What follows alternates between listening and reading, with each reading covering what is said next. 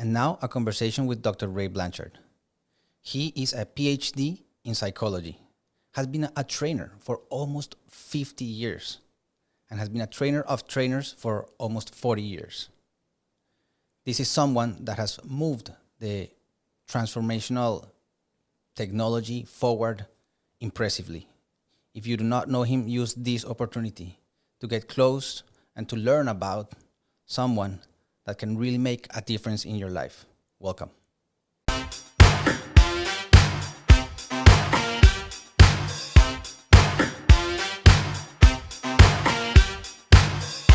Secret souls.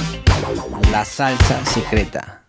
So Ray, how can we move transformation, not the beingness of transformation, but like the impact of transformation forward in the world in a powerful way today? Great question. That's always a question on my mind ever since I got into this work, because I really bought into that we can change the world. We can transform the world. I bought into that, and I really gave my life to it 100% and still do. And I really think that in order for us to make the impact that, in my mind, that we need to make and we want to make, I think we've got to collaborate more. The world is moving at a really rapid pace in terms of cultural evolution. And I think that if we're going to make the difference that we really want to make, I think that the whole is greater than the sum of its parts. And if we do the individual work of transformation, we will still make an impact. We'll still make a difference. But I think we can make a larger difference, a more monumental difference, if we learn to work together more and collaborate more. But that takes really living what we teach as transformation, called win-win. And we can get the more points by working together. And we would really have to do that. We would really have to do what we teach people to do, is work together. Yeah, speaking about our community, our transformational community, why is it so that we're not collaborating as much as we could? I mean, just to be very honest, I feel like in the culture of transformation in Latin America, which is the one I most know, it kind of like feels like more like the centers are separate from each other, trainers are separate from each other. A couple of them might work together, but it's more like it doesn't feel like just now we are a movement together. It feels more like everybody's trying to grab a piece of the pie, and they're worried about, oh, they're gonna take my piece of the pie. It feels more like that. I might be wrong, but that's my experience. And so how can, well, first of all, why is that so? Does that feel like that for you? Why is that so? Does it matter if we know why it's like that or not? I feel like it does matter, because if we're able to know where this comes from, maybe we'll get a level of awareness that will allow us to move into a different direction, acknowledge that that's happening, because I feel like another layer of that is like we're just pretending that we are collaborating, but let's face it, people, we're not collaborating. Okay, once we're at peace with that, okay, who wants to start collaborating? So what's your take on that? Well, first of all, I don't blame people negatively for doing that, because we are citizens of the world and we live in a transactional world, and people are concerned about making a living. People are concerned about their occupations and being entrepreneurs and building their businesses. And that's just a way of the world, building your own enterprise, building your own business, and building your business in the field of transformation. But you're still building your business. You're still building your own enterprise. And I don't blame people for doing that. That is the way of the world. And I think there's another possibility, though, which is to collaborate for both building your own business and for building the consciousness of the world. And I think the problem is competition. Also, the problem is ego involvement. A lot of people get into transformation for the ego satisfaction, to see themselves as a trainer, or to see themselves as a center owner, or to see themselves as a business owner, and, for their own ego's sake. And I'm not saying that that's a bad thing. I'm not trying to knock people's ego, but that's just the phenomena. That's just what happens. And they see that the conversation of transformation is idealistic and it's ideal, but they can make a business around that, and it becomes real transactional.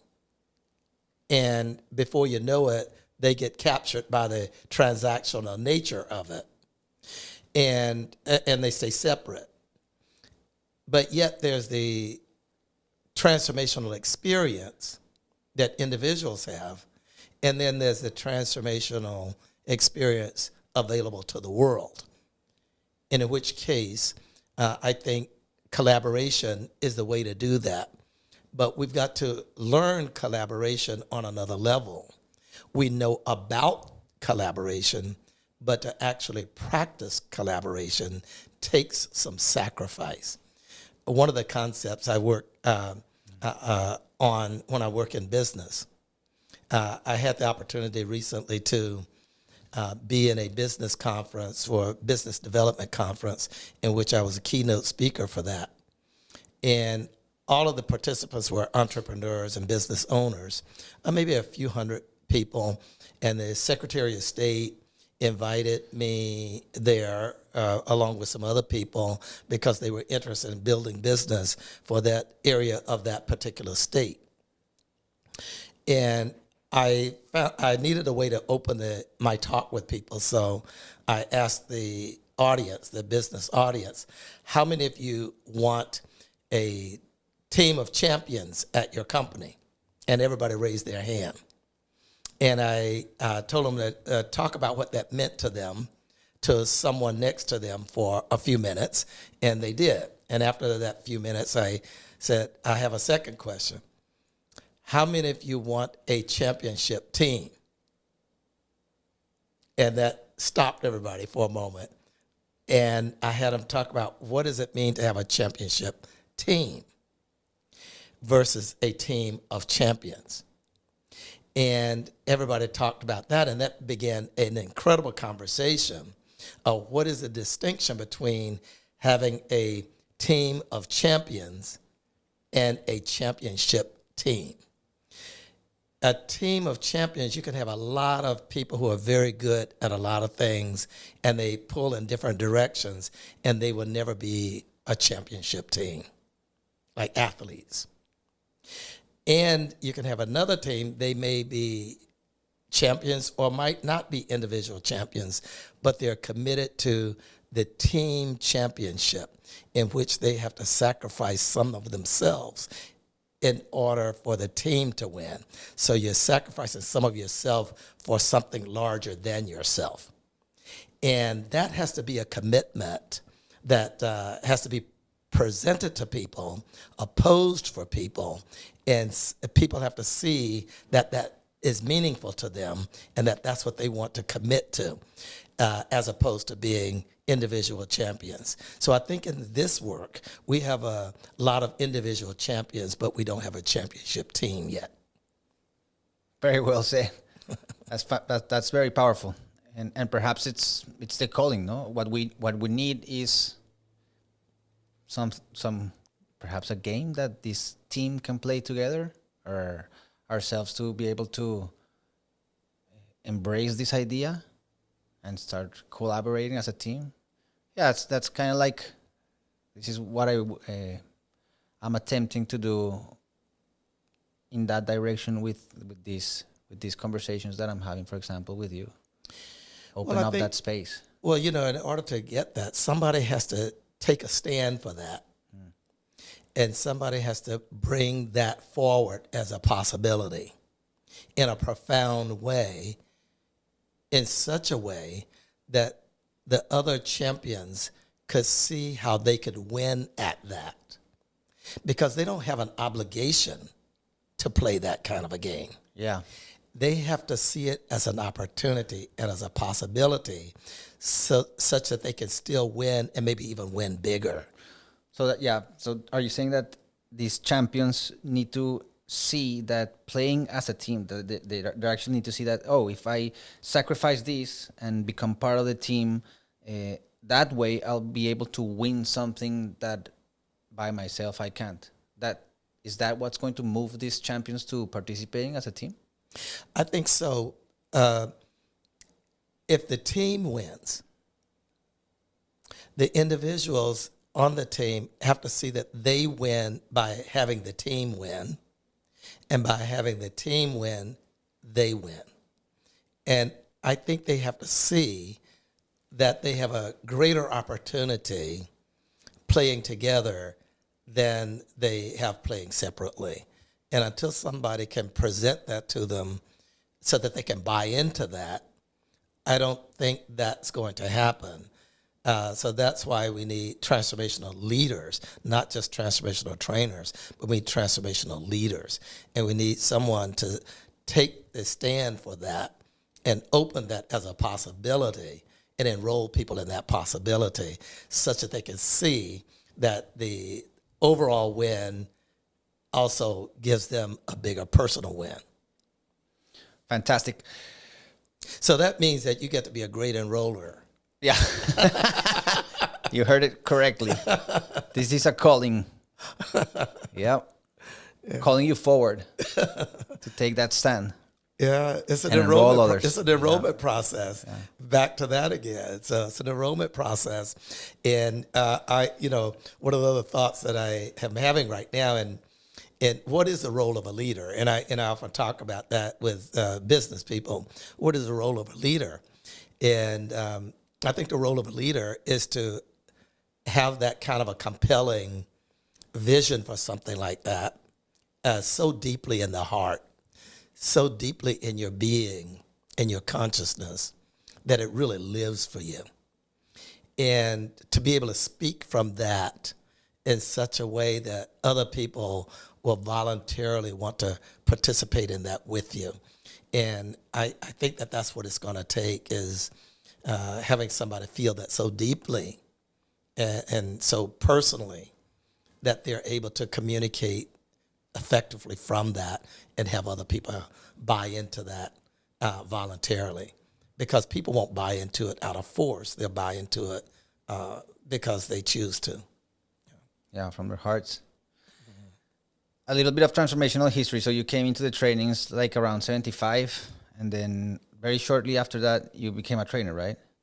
You Right. Perhaps you were like, because back then, LifeSpring wasn't really big. It had just started, maybe 1 or 2 years. Right. When I came into it, 75, right around that time, I think there was EST, Right.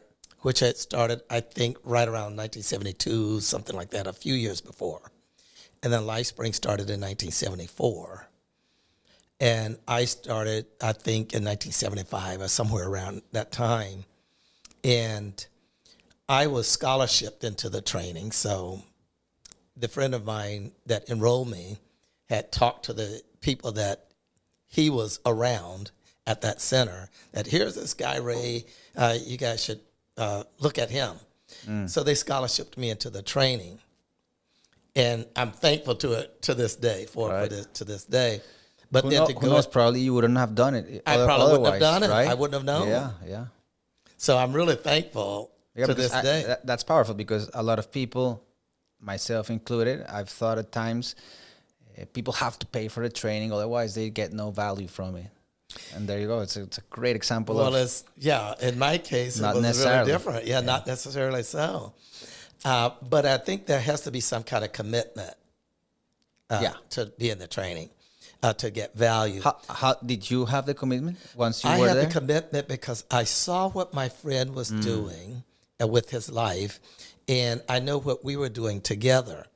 And I really wanted to So the commitment match up to him. And came out of that relationship. yeah, no? out of that relationship, and for what we were doing together.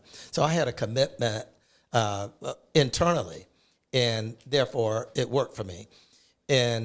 But I had to pay to go to the next training, and I did. And so Do you remember how much you paid back then? I think I paid like $600 or $700 or something like that for the advanced good, course. good. Yeah. I remember That's a point of reference for people out there.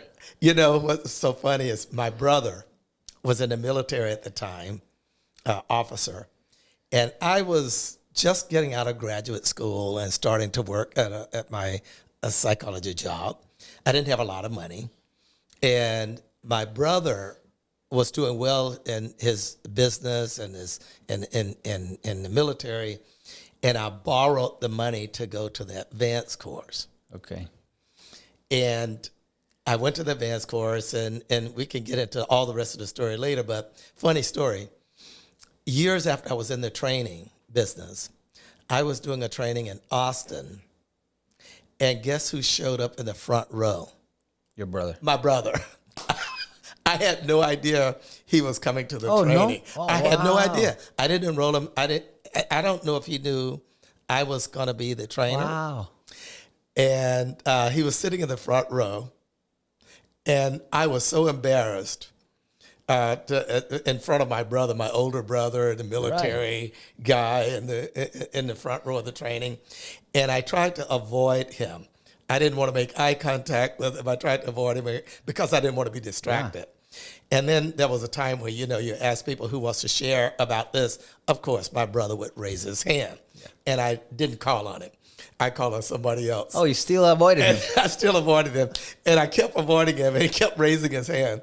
And I finally had to call on him. And I said, so why are you here? I pretended he's not my brother. So why are you here? He says, I just want to tell everybody that I'm here. I want to support my little brother. I was so embarrassed. But anyway, he kept every day wanting to share.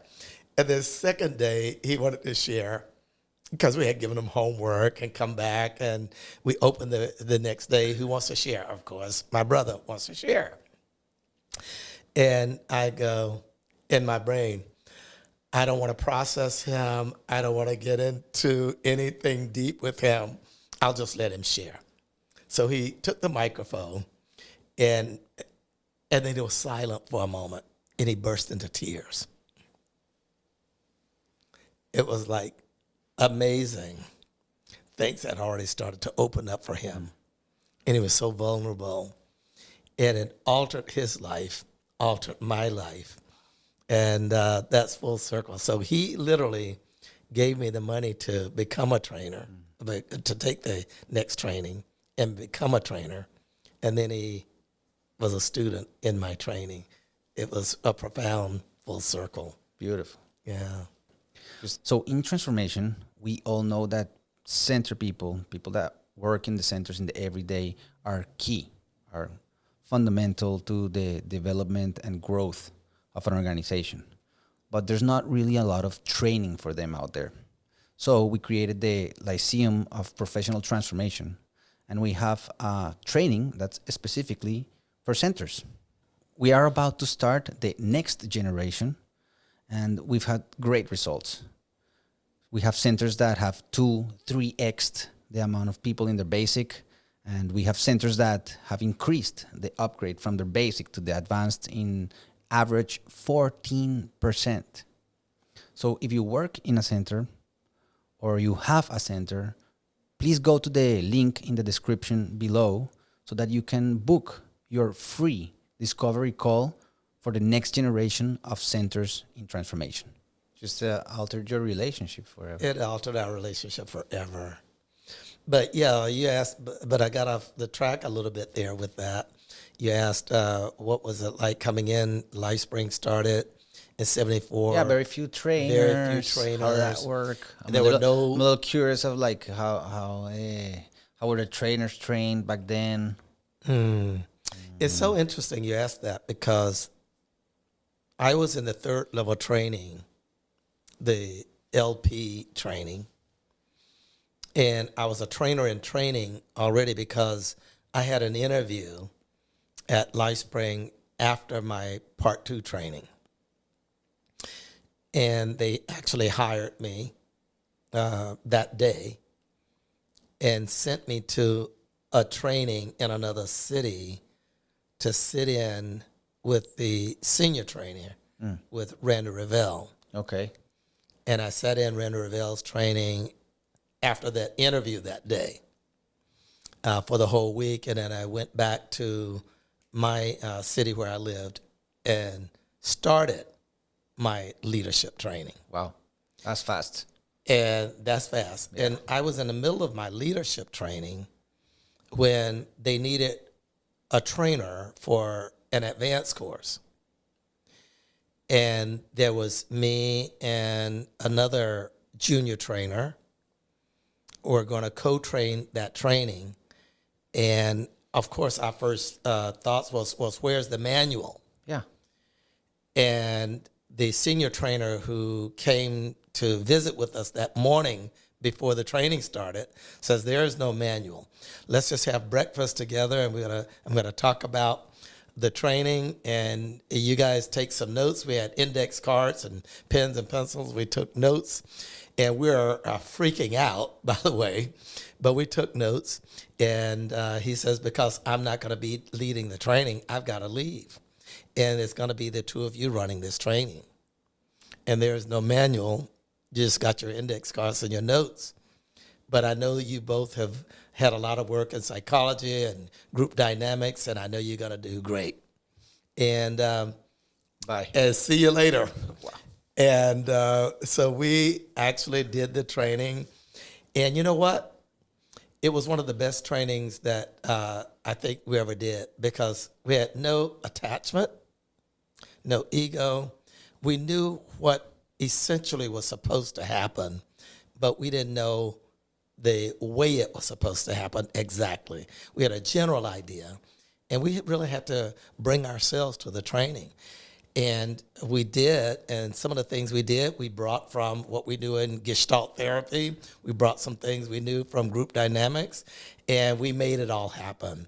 And some of those things we did actually found their way into our next training. Really? And other trainers started to do it too. So actually it became an invention, quite frankly. So it was really powerful. So that probably is because the way I took the training, it just feels like, oh, the training is like that. You know, it's just like that. You know, I don't know.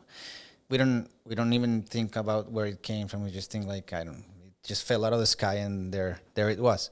So maybe this is what started like building some stuff into it, like the sharing, the gestalt, stuff like that. Yeah, some of that stuff found its way into the training, but I'm not saying in this conversation that should be the way that everybody should do the training. Right, yeah. It just so happened to work at that time, and we became part of the evolution of the training, and eventually created manuals and created processes and sequences that became identifiable as the training. And I think that's the way it evolved. And now I think that's what people learn is a particular sequence. And, right. And you're always going to have some people become inventive. But one of the things that I really appreciate about LifeSpring and Landmark and the other centers that I studied with is, yes, they respected the creativity of trainers, but they didn't want it to become an open-ended creativity session. They wanted it to be identifiable, that this is the product that we're selling. You can replicate. And you can replicate. Right. Because I think these days, there are so many training centers and trainers popping up that are self-declared trainers and self-declared training centers that it becomes such an inventive process that they're calling it transformation. It may or may not be. Right. Or they're calling it the Part 2 training. Well, that Part 2 training may or may not be what other people of a reputation call the training. So that's a little bit of the danger to the work. Yeah, the double-edged thing. That's a double-edged sword. Right. But that's also one of the gifts of the work is that we continuously evolve and create and innovate. So it's a little bit of both, and I think you got to be careful about that. Yeah, I'm going to time travel a little into the 2000s. I believe you started training trainers in the forum for trainers. That's the name of the Trainer Forum. Trainer Forum, sorry. Trainer Forum 2007, maybe, more or less. I think it's a little bit around there. earlier than there, yeah. Earlier. So, yeah, maybe to the early 2000s. Right. What would you say today is like the key things a trainer must have, or like that the trainer must be trained in to be able to become a trainer? It's a great question. In my way of thinking in preparing trainers, I think, first of all, they need to have a grounding in the philosophy of transformation. What is transformation? What are the distinctions that make for transformation? And what is it that we're talking about when we talk about transformation? And what are the philosophical components and philosophical tools that make for and constitute transformation? And they need to understand that at one level. And the second level that people need to understand is, who are we as ethical beings? Who are we going to be? What are the ethics of transformation? I think they need to get grounded in that, because that gives transformation an identity or a personality. So that's going to be like the skeleton, like the structure that holds this? That's the foundation. The foundation. What is transformation? What is the philosophy and the phenomena of transformation? And who are we being? And it's a sacred kind of work.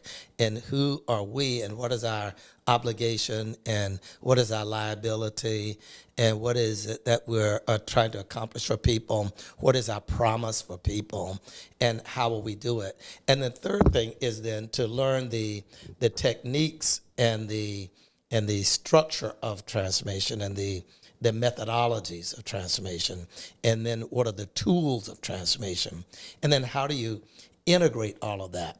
And one of the other things that we want to teach people is how to move the energy, how to manage the energy. Most people think that transformation is about information, given the transformational information. That's a part of it. But it is, really, but you can find that on the internet. Anywhere. No You can find that anywhere. So you're not just an information dispenser. What you're really doing is you're managing the energy and managing the state of being in the room. And there are also techniques to learn about how to manage the energy, even movement in the room, stage movement, ways of using your body, ways of using your articulation, ways of using words, language, and exercises. So you got to integrate all of that. And we want people to learn all those aspects of being a trainer at a high level. So when you're like in a room, do you feel like the energy in the room is like one whole being, or do you see like the particular energy of every person, or both? I think it's both. As a trainer, I think you've got to pay attention to all of the aspects of the room. We call it sensory acuity.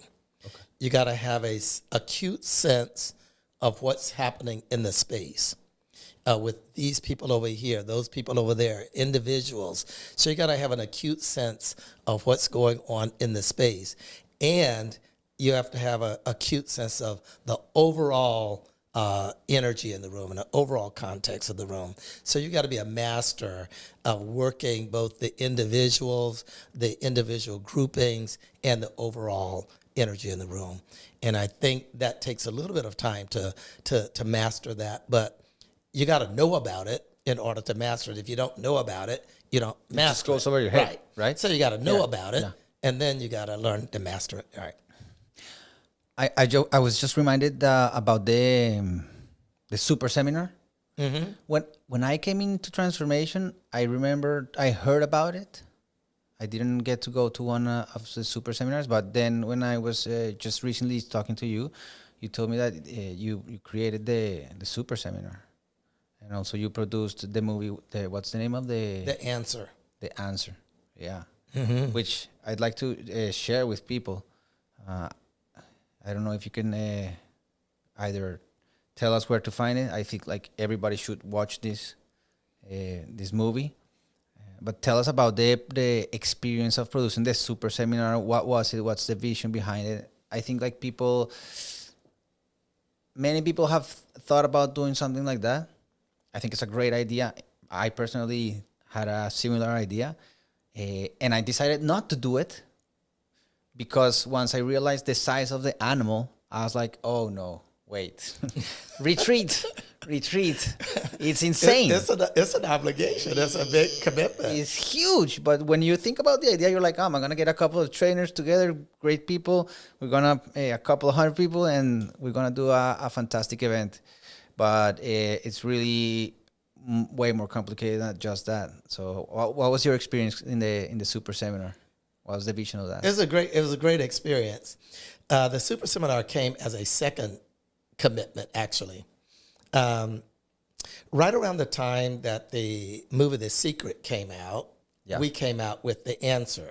And it wasn't influenced by The Secret in either way. It just happened to be around that same time. And the way that happened is there was a producer in Los Angeles, a movie producer, and it was one of the producers on a big television show. Happened to be in the training that I was doing in Orange County, California. And after the training, he came to me and says that what you're doing and what you guys are doing really ought to be produced. And I said, no. We don't want our transformational work to get ruined by media and all of that. We want it to be pure. But he convinced me to do some CDs and DVDs. Great, good for him. And I go, okay, great, I'll do that. Yeah. That was my first step. And after did that, about 6 months or a year later, he came to me and said, I have an idea for a movie. And but I need your help. I need to get investment. And we need something like $500,000 or something like that to produce this. And I want to include a lot of trainers, not just you, but I want to include a lot of trainers and have them appear and see what they have to say about different topics in transformation. So we did, and we created that vision, and we were so passionate about it that we thought it would take us 6 months to get the capital and get it, but it took us like a month. Wow. And everybody was into it, and we produced it. We traveled around to different cities, shooting different people and different things, and we created the movie. And the next step was, how do we market it? And because this was what year? This was 2008, somewhere around there. Okay. And probably no social network back then. No social Probably network not, by then. But one of the trainers in the movie, I had trained him because we played baseball together when I was in college, and I also trained him in being a trainer. And he knew Jack Canfield. And because Jack Canfield had come through his training. Oh, wow. And become a trainer. Oh, really? A trainer? Yeah. Wow. So Terry and I idea. played ball together, and then I was his trainer. Okay. And he worked for LifeSpring for a couple of years. And he left LifeSpring and started working with Insight and created Insight with my other good friend and Sri John Roger. And in that training, Jack Canfield came through the training as a student. Wow. And was hired. Was he already a famous writer? No, he wasn't. No. Oh, no. Cool. He was a teacher or something. I don't know what he was doing at that time. But he came through the training, and he was hired to become a trainer. And he was a trainer for Insight for 4 or 5 years. and left and then wrote the book Chicken Soup for the Soul. Wow. And it became a famous book. Yeah, huge. And so Terry knew Jack very well. So when The Secret came out with Jack and that group, and our movie came out, Terry says, I should put you and Jack together, and maybe he can tell you something about how to produce and market the movie. And Jack invited me to Santa Barbara, and I went up to Santa Barbara, and we talked and had a great time. And out of that conversation, I wanted to have some advice on marketing. So my producer and I went to do that. And Jack wanted to know something about what I was doing because he knew the kind of training I was doing because it was the grandfather of the training that he was doing at Insight. So he was looking for some new material, and I gave him a couple exercises that I had created, and we became kind of friends and connected. Great. And he says, I've got this group called the Transformational Leadership Council of thinkers around the world and transformation. Why don't you consider joining? And so he invited me to join the Transformational Leadership Group, and I did back in 2008.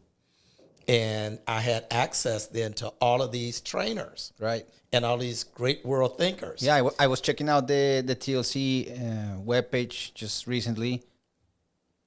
Great people in there. Great people. So I have access Great to all group of these people. and Fantastic. And now I'm on the board of directors of it. So I've been in it since then. But I had access to all these people like, John Gray and Marion Williamson. So Jim Quick is in Jim there. Quick and Jack Campbell, all these Vishen people. Lakiani was in there too. Vishen Lakiani, he's there. And all these people I had access to. Stephen Covey Jr. was there. And I said, my goodness, I've got this movie. I have access to all these people. And I want to market the movie. The best way to market the movie is to put on an event and have all these people speak, and then I can market the movie at the event. Okay. Okay. So We've been back. We've been back into the event. Yeah. So right, that's how right. that came about. And so I had maybe 15 speakers at a 3-day event. And I put a theme together, and I had each one of them take an hour or 2 hours to present, and there you go. And But now you have to market the event. What's that? Now you had to market the event. Then I had to market the event. That's exactly right. And so now, how do I market the event? And I didn't have internet at the level that it is now, and so I had to hire a public relations manager, and we used the following of all the people who are on the marquee who are speaking, and to talk to their people, and to invite people. And then I had a PR person who helped with a lot of it, and that's how we marketed the event. And then we ended up doing it maybe 5 or 6 years, but it was a lot of work. It is. And of course, you put together big events like this, so it's a lot of work, and putting the capital together, putting the marketing together, putting the logistics, structure, the logistics, and all the team of people to do it, and it's a lot of work. And at first, I was doing it on my own, and then after that, I started developing a team to help do it, but you got to manage the team, so it's a lot of work. But it was totally worth it. It has opened up so many doors for me and other people that I can't even thank all these people and thank the experience enough. It was quite an experience. But let me say one thing. But that experience was a manifestation of what I was thinking, what if we could collaborate? That was a manifestation of collaboration. Now, what will be needed is to hold that together and to let people see how events like that could benefit them and benefit the audience, and managing that. So maybe I can talk to you and put you up to it. Yeah. That's powerful. I was going to precisely ask you that, like, how do you see right now the future of centers, trainers, transformation happening? Like, where do you see it's going? That's a great question. The world is dictating some of that. Yeah, right. I think Yeah, the agree. conditions of the world. For example, like in the pandemic, like that was a Yes. big, like, okay, you guys have a plan, but take this. Take But that. yeah, You know. I see that. And then, Game changer. yeah, that was a game changer. And all of the conflicts around the world is a game changer. It's really begging us to come to the rescue to some degree. And we have the tools, we have work that we can provide, and the world needs it. And if we could match the need with all of what we have to offer, I think we could be a solution to some degree. But it takes organizing that and managing it. So I think the future of transformation will depend on our ability to have a concept and the ability to manage something like that and pull that together. And if we do, I think the future of transformation is rich and the future of transformation has longevity. But if we don't do that, I think the splintering and individuation of transformation will not have it go any further than what it is. We will just have a lot of different centers doing as best they can, and many of them will start and fail, and there might be a few that will flourish. But I don't think the future for it will be as rich as if we were to collaborate. And I'm not sure that everybody will collaborate with it, but we need to have enough people to collaborate with it to create momentum. And I think if we do that, the future is very, very rich because people are in an evolution. And I think we're in a consciousness evolution, a consciousness wave, if you, another way to say it. Like in this particular At moment this in time, particular right? moment in Okay. time. And I think there's a yearning for it. Even though people might not know how to articulate that yearning, I think there's a yearning for it. And I think the world is showing us that there's a yearning and a need for it. And if we do what it takes to pull it all together, I think the future of it is really, really very, very good. Yeah, it's super exciting. As I hear you speak, it's like we are in a moment. I see it the same way, in that sense. Like it's our moment to come together, or like drift off into, just like small things here and there happening, and a couple that jump up. But it's a good moment to move into a paradigm of collaboration. You know, a friend of mine has wrote a new book, or one of our TLC, the Transformation Leadership Council members, has a incredible organization in networking. And he is one of the biggest network players around the world. Ivan Meisner, his organization called BNI, Business Network International. And he's written a new book. It's called The Third Paradigm. And the focus of it is collaboration. And the point is we've moved from competition to cooperation, and now we need to move from cooperation to collaboration. And I think that's right on. And he and I didn't talk about this in his writing the book and in my thinking, but it just so happens that we both think along the same lines about that.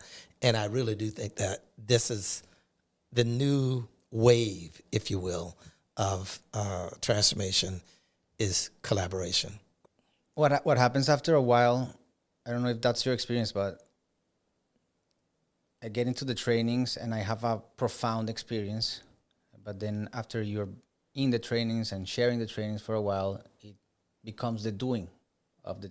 You fall easily into just doing transformation. Right. Would you say so? Like, I is think that like your so. experience? And if so, how do you keep yourself grounded in what the being of transformation is? I think it's so easy to fall into the trap of going on automatic and just doing a process and going through the motions and calling that transformation. And people who observe that, they think that that's what they're to do too. It's just to go through the motions and produce an exercise or produce an experience. But I think there's a whole nother facet of this. It's called where are you coming from? Who are you being? And what are your own practices? What are your own preparation in being there for the people? And are you really coming from a place that's sacred for you truly? And are you being present to that truly? And are you getting that across to people? Are people picking that up and being influenced from that? Or are people just going through a process of going through the motions? And that's one is the doing of transformation. The other is being transformation. And I think they go together. But if you get so into the habit of just doing transformation, I think something gets lost. Yeah, well, but especially because the doing of transformation also works. I mean, you can get extraordinary results by doing transformation. So that's kind of like tricky, no? Yeah, you can get a result, but what result are you getting is the question. You can teach people anything and get a result. You can have someone who hasn't a clue about the essence of transformation run a process and get people to have an experience. But what is the quality of the experience is the question, and where is it really coming from? Where is it grounded? And what's the depth that the trainer or the facilitator is coming from? Because that influences the quality of the recipient's experience. So when you're training trainers, what do you think helps you train them in that depth? Well, first of all, I call it my training is a trainer forum. So Okay. we have a forum where we talk about a lot of things and make a lot of distinctions. But in doing so, we're really helping each other get into a deeper experience, a deeper understanding of the experience, and get into a particular set of practices. So for me, for instance, when I'm going to do a training, I've been doing trainings for so long, I can do a training just blindfolded without Right. even thinking about it, just on automatic. But that doesn't work for me personally. So for me personally, my practice is I start days before the training. And I get into a state of mind, a state of being, and ask myself really personal questions about who am I going to be for people? Not just what am I going to do, but who am I going to be for people in the whole process? And who am I going to be in listening to them? So I think I get into that. And I do a lot of practices of meditation. I do a lot of rehearsals. And because I have such an honor for the work and what we're doing. And I wouldn't dare step in front of a group of people without doing that and going into a depth of what it really means to me and what it would mean to them, and being really prepared at a spiritual level rather than just a doing level. Yeah, now that you mentioned the spirituality of transformation, kind of like when I first did the trainings, and I still I feel like it is that way. I think like transformation is a good gateway into the expansion of your awareness. So most of the people that come into a training, probably I would say, yeah, most have never done any type of training before. So this is a great first movement into your personal growth, transformation, increasing your awareness. So I'm not really sure if transformation could be called spiritual, or this is just like the beginning and pointing into that direction, or is transformational spiritual? What would you say? Spiritual means different things to different people. Right. Yeah. And for some people, based on where they're coming from, it's their spiritual journey. And it's very spiritual for them. And they take it seriously, and it's a sacred process. And for other people, they're not oriented towards the sacred. They're not oriented towards spirituality. And so for them, it doesn't have a spiritual ring to it or component to it. It's more of a utility for them. It's like, how does it make me better at this? How does it make me better at that? How does it make me better in my relationships? How does it make me better at being more committed and getting results in my life? And what shift do I need to make to be able to do that? So it doesn't have a spiritual overtone for them, but for others it does. So spiritual means different things to different people. But I think you got to conduct transformation in such a way that whatever it means to that particular person, they get to accomplish that for themselves.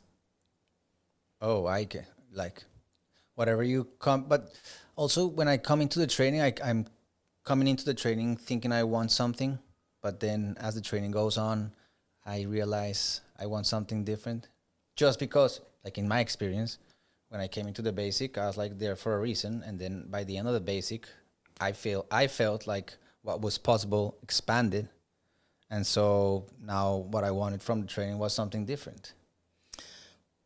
Me too. I went into the training thinking I wanted one thing. I came out something else. I went into the training being a psychologist and a therapist and thinking I was going to be better at that. I came out of the training, I gave that away and went into training other people in this work. So I think everybody is in a process of self-evolution. Okay. And I think the training comes along in one's life at the perfect time for your own evolution. So when you come into the training, you're already in a process of evolution. And in your gut, in your heart, you just want to be the very best person you can be at that stage of your life. And so when you come into the training, you're in a process of evolution or a process of transformation already. So the training just accelerates that process and maybe takes you to the next step of your own personal evolution. And for some people, that's giving up psychology and becoming a trainer. And for somebody, it's giving up a relationship and getting into another relationship because they find a different depth to themselves and they discover something more meaningful in life and than what they had before. So I think everybody is different. What is your particular moment right now regarding your spiritual relationship with yourself and with the training? Where do you feel you are right now? That's a great question. I'm at I guess the legacy stage of my life. Okay. Giving the training and giving everything away to people so that they can have this magnificent journey. This work has been such a gift and such a privilege to me. I've had such a great ride at this, and I will get emotional thinking about it if I get too into it. But I've had a great ride. It has really altered my life so phenomenally. And I want to have other people have such an experience for themselves if this is what they want to do. So my job now is to give them the best opportunity to do that if this is what they want to do. So I'm in that stage of my life now. And I'm also at that stage of my life where mortality and end of life and beginning of life are questions. And what do I want to do with the rest of my life? How long will I have to do this? And what legacy will I leave? And what will I leave for my family and other people? And what mark will I leave on the world? So I'm really in a different kind of a question now than I was, say, 30 years ago or 40 years ago. So my questions with myself are match the stage of evolution that I'm in. So that's where I'm at now. It's more the legacy stage of my life. And you feel like, is there something in particular that has lead you towards that, or it's like just like the moment in your life, just the running of time itself has taken you to that point? I think it's a little of both. I think as you grow and mature and get older and time goes by, you created so many memories and you want to create more memories and you start thinking about time. And the world changes. And are you adapting to the world the way the world is right now? Or are you in the question of, I hate that the world changed and it should be the way it used to be?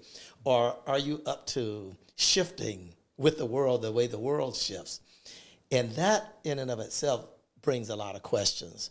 But I think the other side of it is that you have a lot of life experiences in 40, 50 years, a lot of births, a lot of deaths, and a lot of situations, a lot of circumstances that you deal with that make you start looking at life differently with more depth and what is the meaning of life. And I think that happens over time. And I think as you get older, it's inevitable. And I feel like nowadays plant medicines are getting way more popular, like psilocybin. We're starting to understand way better what's possible with that. Ayahuasca as well. Have you had any experiences with plant medicines? Now, do you want me to get honest with you about Please, all of this? please. Right. Please, I feel like it's powerful to share this. Yeah, well, in the early days of my college life and right after, it was popular to get into psychedelics and like LSD back then, LSD, psilocybin, and other things. Okay. And I tried all of that at the time, and I had a number of different experiences, or we call them trips at that time. Yeah, still. And I think it really opened my eyes to a way of seeing the world. And I learned a lot out of it. But then after a period of time, that went away. I had no interest in doing that, and my life became different, and my exploration of what the meaning of life is and who I am took a different turn. I went more into meditations and yoga and other things that I was exploring. And now, full circle, over the last few years, a number of my friends in life and in the work have been going to different places where they're trying ayahuasca and other kinds of experiences. And they've invited me, and I have no interest in it at this point in time, but I do respect it. And, times change, and it's more, I guess, accessible and more okay to do now than it was maybe 20 years ago. It's probably also like transformation. I mean, when you started in transformation, you correct me, but I don't feel like the culture was like, oh, transformation, sure, come on in, tell us all about it. I feel like there was more like, what are these people talking about? Yeah, when I first got into it, my family and friends, they're like, what are you doing? Are you in a cult? That's what they were worried You're about. supposed to be a PhD in psychology, for Christ's sake. What are you doing? Like, what are you doing? What do you mean you gave that up? You spent 19, 20 years getting here, and now you gave that up? What are you doing? Well, I think life changes for people, as I said. And back then, it was so new on the horizon. And also back then... Sorry, this is just like 1975 when you did the trainings, no? 1975, right around that time. More or less. And back then, there was a movement of cult leaders. And there was a lot of suspicion about being in a cult. And honestly, when I first went to my first guest event, It wasn't with LifeSpring. I think it was to see Werner Erhard. Oh, cool. I was studying at Esalen Institute back then with Michael Murphy and studying the evolution of consciousness with Michael Murphy and George Leonard. And I spent time at Esalen. And I was learning some stuff from Michael Murphy because he had just been in India with Sri Aurobindo. And I was learning some of the evolution of consciousness work from Michael Murphy, Sri Aurobindo's work.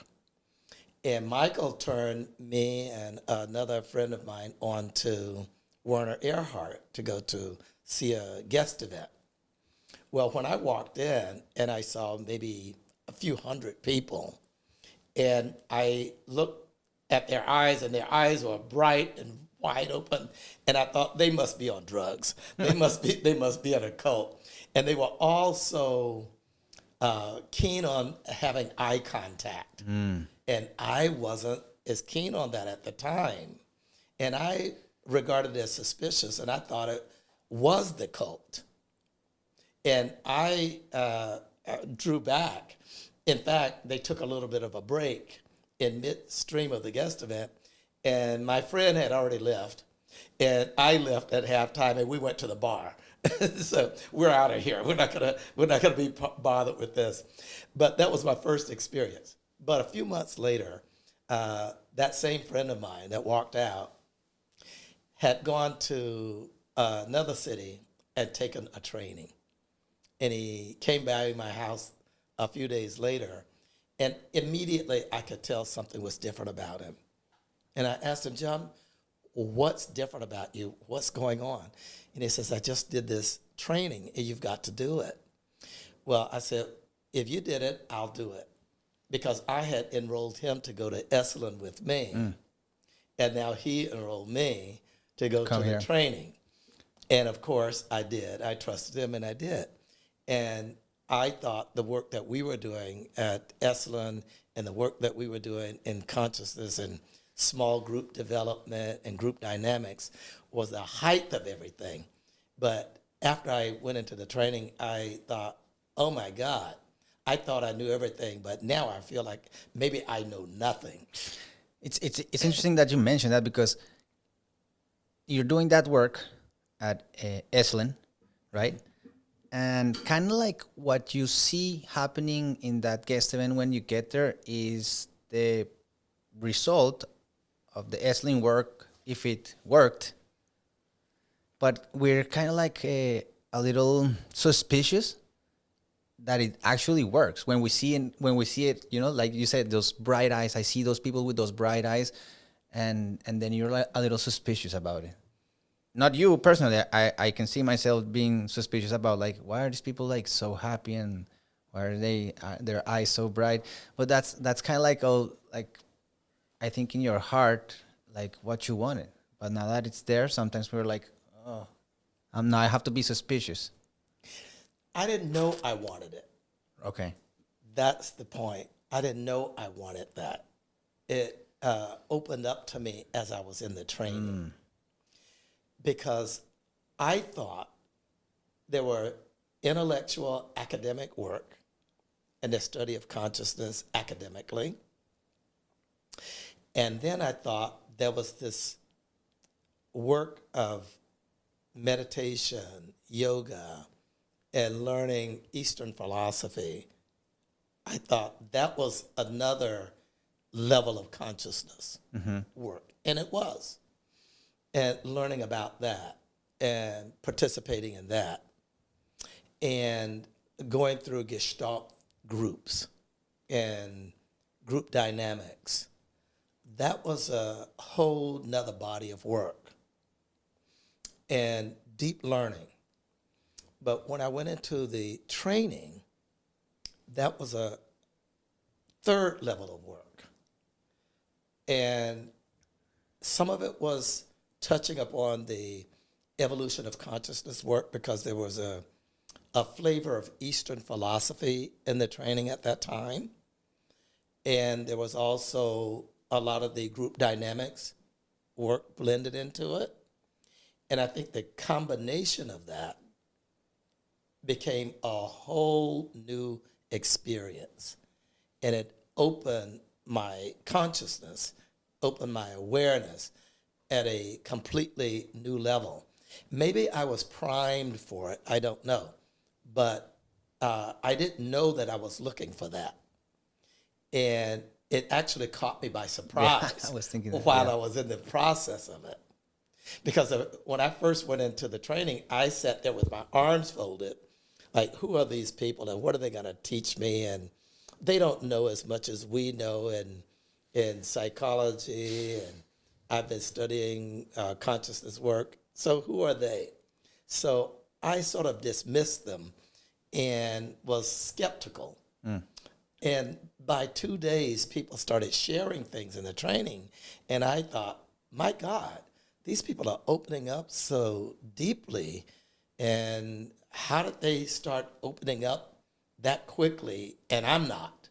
And by the third or fourth day, I'm starting to open up too, like they are. So it caught me by surprise. And I think the process is magical in that way, is that it's a gradual opening process of what you become aware of. And before you know it, you're going into your deeper experiences. Right. And before you know it, You're a trainer. you're a trainer.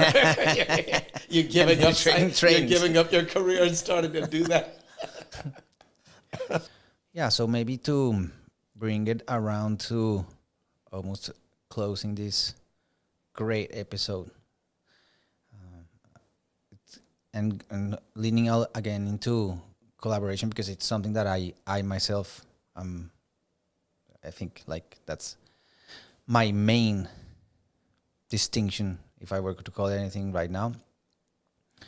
I was reminded by Ernest, who's supporting us right now with the podcast, on how I got to be here with you today, because this had, I think, a big part of manifestation, because we happened to be a car drive away from each other and we didn't know it. And so a week ago, I was down the path of a rabbit hole on the internet. You know, when you go from one page to another, and then you suddenly are like in the middle of, you don't know where, but you're finding stuff. And I found the TLC webpage, and I found you there. And I've known about you probably the year that I came into Transformation, because some of your trainers that were in your trainer forum came to the Trainer Academy with us, the Ortiz brothers, who I deeply appreciate, and many others, probably Diana Miranda too, and they came in and they shared about the forum with you and Betty, and I've like followed your career since then, not very closely, but I do want to create relationship and collaborate with people that I see have a great impact and can really support us and are willing to support us, kind of like this next generation, if you will, to continue the work and to expand it. So I found your page, and I found that you had and I appreciate that you had that, because you had like a link to have like a 10-minute discovery call with Ray.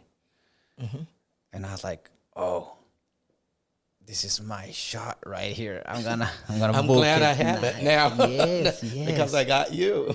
Yes, I thought it was like, oh, great. And it's also what we were just saying, like, sometimes we do our work and we don't really know how far it reaches. And the other day, I don't remember where I saw this, but it said something like, the stuff that you've shared, that you've taught, that you've put out there, there's people today that are doing stuff in their lives based on what they saw, heard there. And I was like, wow, that's very, very powerful. So yeah, there you go. That link was there, and I booked it, and we were able to have this conversation, and we are here now. And I appreciate that you did that. And of course, I appreciate all the work you've done. I was inspired to hear about like the stuff that I had no idea that you've created in Transformation, but that is very, very inspiring. So I want to thank you for that, and kind of like the idea of this podcast is also that, no, like that we are able to reach. Sometimes, you see, you were only a click away, All right. a click away from having a powerful conversation, and really, sometimes we think it's way harder or more complicated than it actually is. I agree. And, this whole thing about transformation and collaboration, I'm of the opinion that we never know what is going to be the impact of any action we take or anything we do, and who's going to be influenced by it. I think we just got to keep doing what we do from our heart, from our calling, and give it to God, so to speak, and keep on doing what we do. I think there are no accidents. And I also think that we could not do it alone. I could not do alone what I do.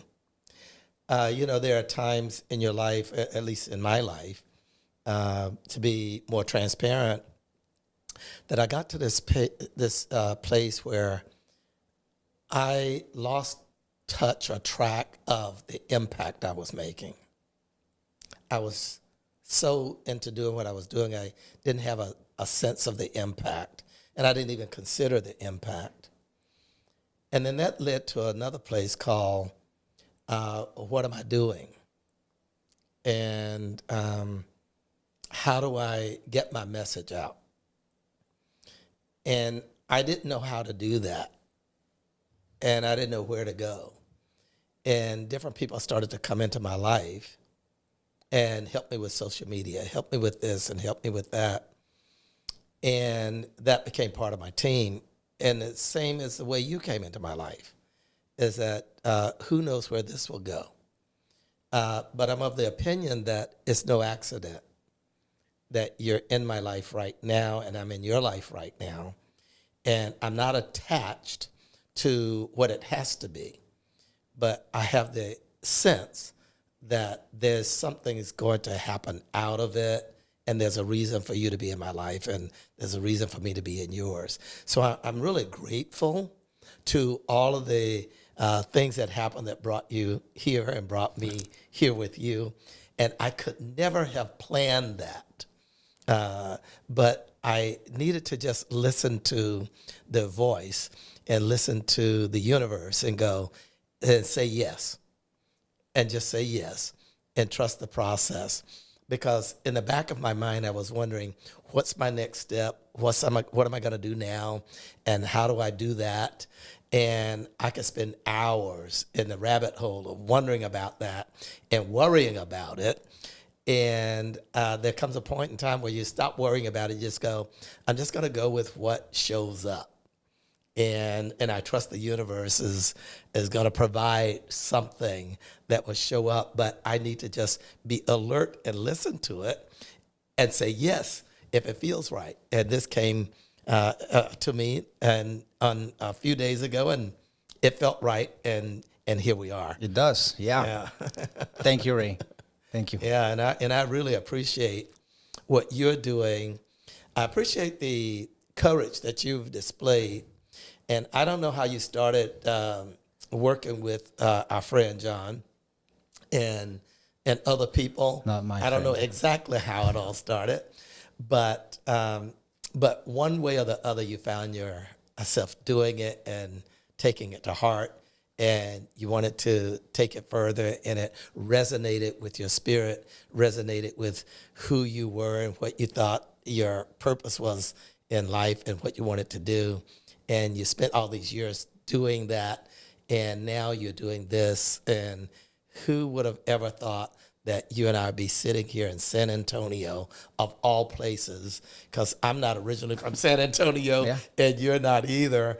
And who would have ever thought that we'd be here together doing this and talking to each other and talking to the world about what's possible for all of us. And who knows who's out there right now who's going to be a part of this and part of your life, and who this is going to impact and who's going to somehow impact us. I think that's kind of the way it all works. That's wonderful. That's wonderful. I'm gonna invite anyone that's inspired or moved or wants to share anything with us to share it in the comments, because that's what it's about. We want to be able to have these conversations, open them up. So let us hear you in the comments, and we'll see you in the next one. Thank you. Yeah, that's really awesome. And I just say, keep on doing it. And if something moves you to do it, keep doing it.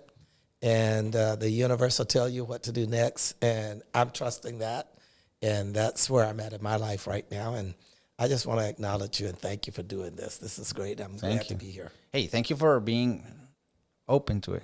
You're like, let's do it. So follow your heart. Thank you. Yeah. Awesome. Awesome.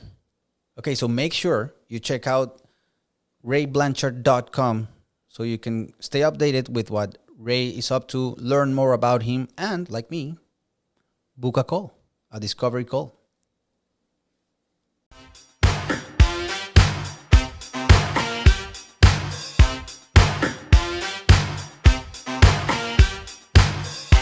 Secret Souls. La salsa secreta.